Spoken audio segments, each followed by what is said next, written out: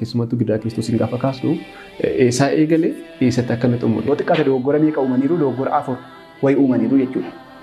Inni jalqabaa maalidhaa? Murtee xumuraniitu Kiristoosiin fidani. Yihuudoonni murtii murteessuu hin danda'an. Yeroo sana bittaa Roomaa jalas waan jiraniifi erga akkas ta'ee siinis himannaa jedhanii namoonni keessaatti shollokanii gara eenyu dhaqu? Gara Heroodis dhaqan. Amma akka seenaatti Yihuudoonni gaafa dhalatan daa'imman isaanii dhiiga harkatti qabatanii dhalatu jedha barruu isaanii keessatti. Duuka bu'oota wajjin ture yeroo gooftaan keenya Giriirfamatti duuka bu'oonni isaa akkam turanii? Eessa turanii? Haati isaa Durbaa Maariyaam eessa turte? Gidiraa ilma ishee kana akkamittiin dandeesse?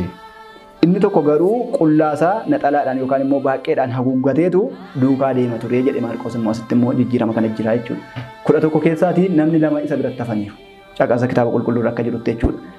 Asirratti dhagaa safartuun kiristinnaa jechuudha. Gidiraa keessa jiraachuu ilma ishee kana kan itti hime Saloomee akka ta'etti caqasanni kun immoo jechuudha. Saloomeedha kan dhaqee fuudhe garuu Yohaannisidha. Boo'icha ishee kana yoo dubbifne baay'ee gaariidha.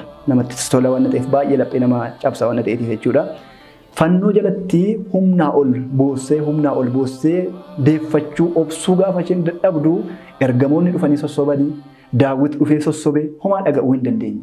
Gooftaan keenya Fayyisaan keenya Yesuus Kiristoos gidiraa kan fudhate gaafa jennu yookaan gidiraa kana fudhateera gaafa jennu maal jechuu keenya? Waaqni akkamittiin gidirfama?